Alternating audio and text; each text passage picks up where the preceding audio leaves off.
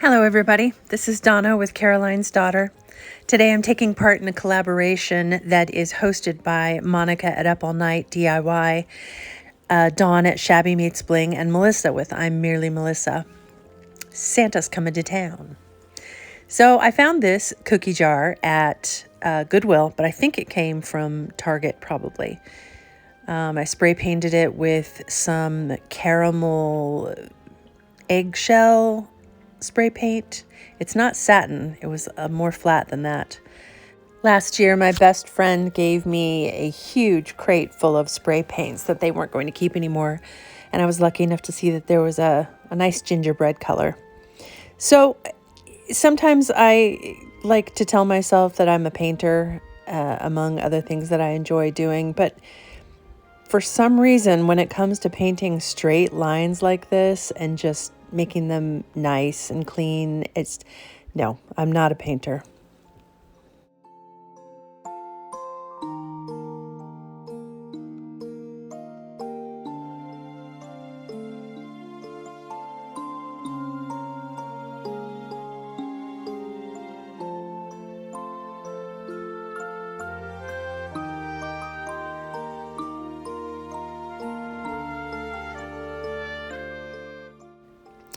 I got a package from Amazon with 2 different sizes of white acrylic paint markers for this project, and I will link this in the description box.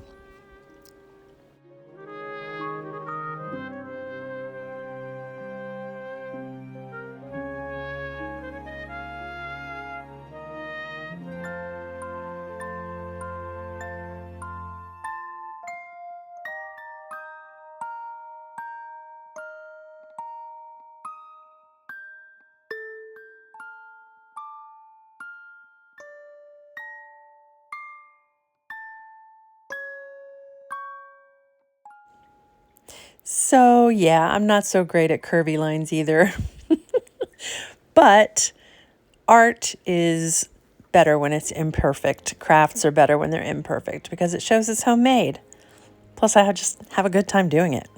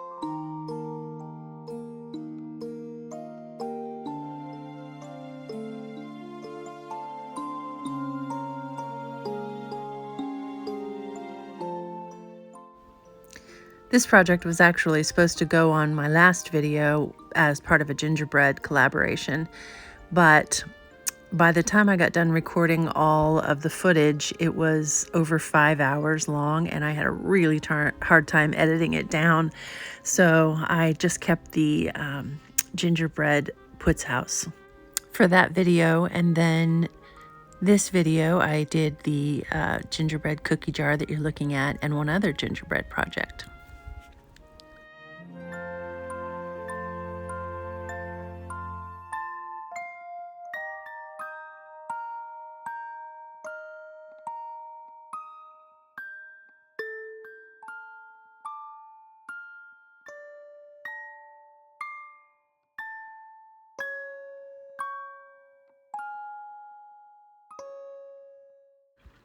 I'm using modeling paste here to fill in the words cookie house. I plan to do a couple of coats of that and then sand it down and then spray paint it. Well, it turns out in that box of spray paint, there was only one can of caramel color that was a flat color. And I tried it with a satin and it just didn't look great. So I'm gonna have to rework that. In the meantime, I used an IOD Cameos mold to make this little heart, and then I spray painted it and then put on the white gingy details. I think it looks really cute. This next project features a tray that I got at a Goodwill.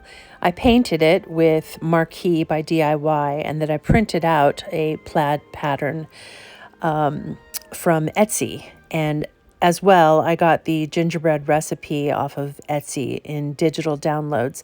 Basically, I go on Etsy and I type in Christmas digital downloads and it comes up with tons of stuff.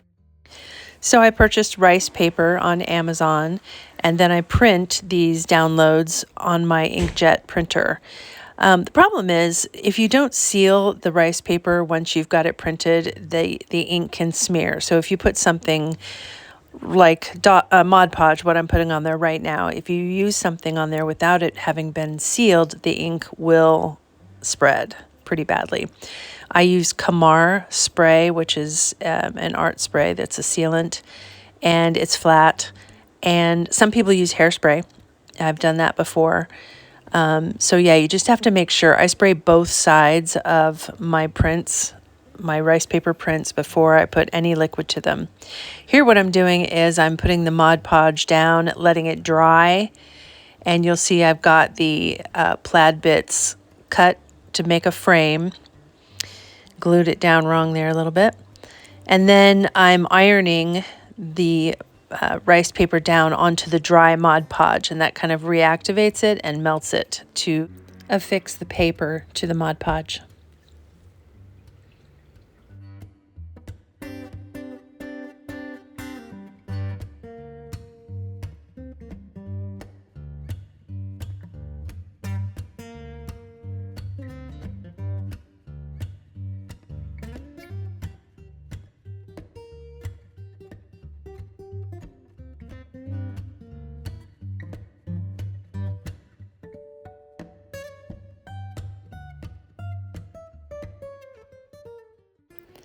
So this is the part where I always get a little bit nervous. I'm putting Mod Podge on top of the rice paper now that it's been ironed down. And then after I get the whole thing painted with Mod Podge, I'm going to use my blow dryer.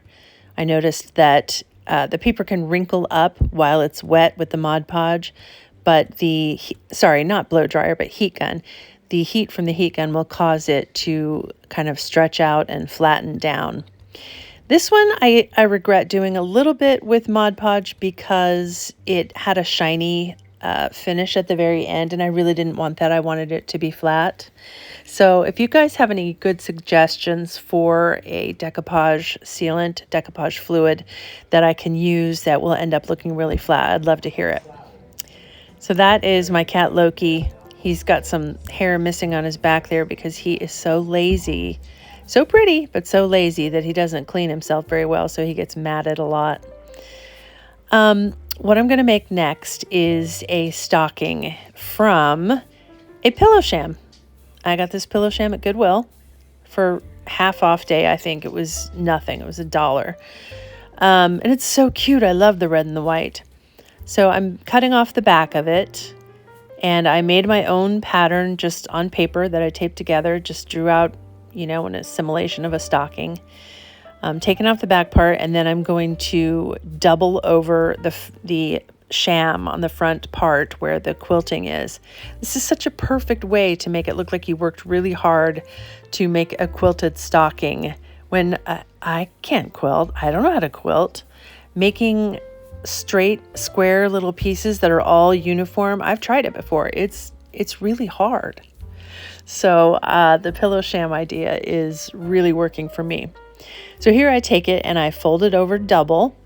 Then I'm going to take my pattern that I drew out and place it on top and trace around it. You're going to need 2 pieces, and you're going to want them to be right sides together or wrong sides together, whatever. And that makes 2 of the opposite types of pieces.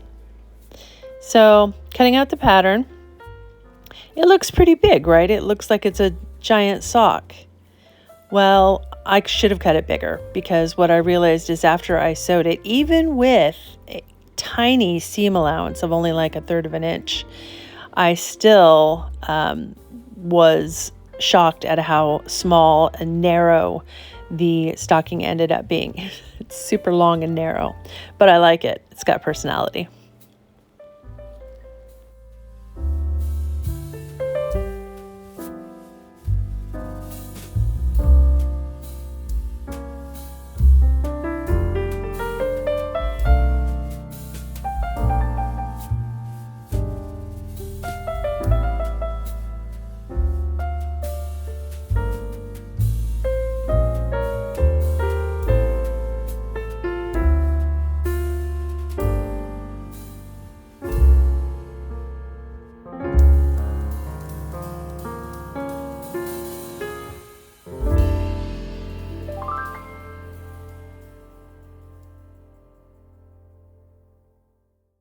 Hey, cutting through 2 layers of quilted material with batting in it is not easy.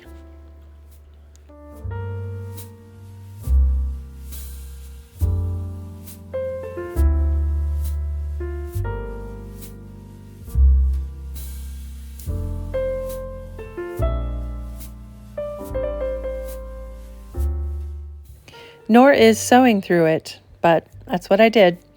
I went around the edges, the whole stocking all around the edge except for the very top, and then I turned it inside out.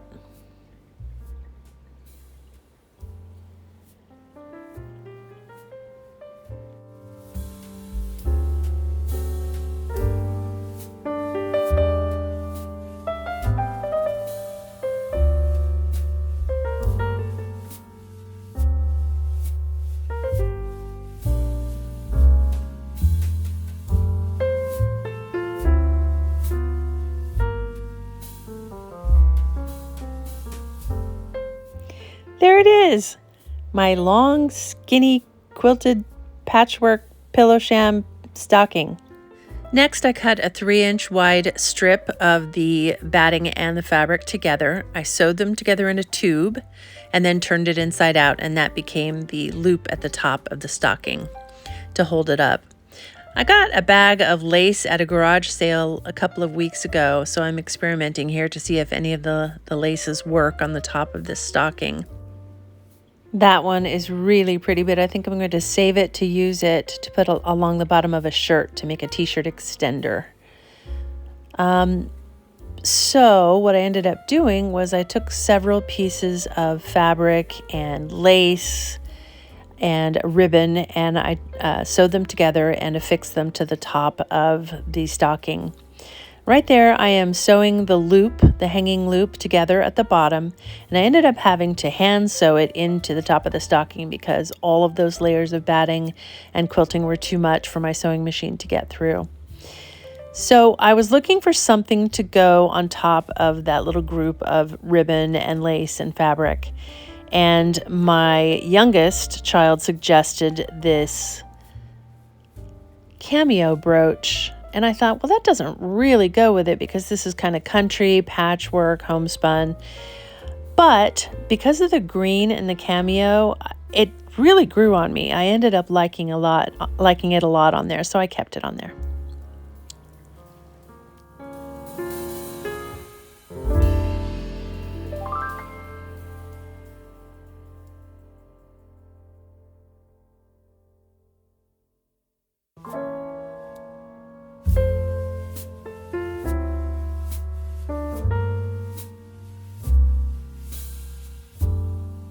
This next project is actually something that I painted 2 years ago, and I've just had it sitting around in my stash of stuff. And a million times I've thought you should really put some art resin or some kind of resin on top of that to protect it. And I never knew what the right thing to use was. I got this kit of UV resin about 6 months ago, and I finally decided it's Christmas. You need to get this on the tree, get it done. So I have this no mix UV resin. I'm wearing my gloves. I have a couple of medical masks on, and I have a fan blowing. Just so you know, I don't like to take any risks with resin. I mean, you know, I've lived this long. I wanna see it out to the end. So I'm using my fingertip to smear the resin in, and then I'm making sure it's gotten to all the edges and that it's smooth. And, you know, I have 3 cats, and you saw how much hair was on Loki, and I have a dog. I really did look to make sure that there was no animal fur on it. But of course, once it got cured, I ended up finding a little hair on it. And I thought, well, thank goodness, this is just for me. I'm not selling it to anyone. It's just going to be on my tree. So I have a little memory of my cat Raven embedded in this ornament. I put the timer for the UV light for 90 seconds, and then I did it again for 90 seconds. And because I was nervous, I did it again for 60 seconds. Then I finally dared to touch it. Used a little hand drill that I got on Amazon to make a hole at the top. But the drill bits that come with that hand drill, they don't get very big. So I find it's really hard to get ribbon and stuff inside the holes. I'm wondering if one of my regular larger drill bits would work inside this hand drill, but I don't know. And so I finally, with the help of that pin, the red topped pin there, I got the silver ribbon through. And now it's all ready for hanging. It's super shiny and pretty. And this is everything that I've done for the last couple of videos. There is the gorgeous stocking. There's my gingerbread tray. There's the adorable gingerbread cookie jar.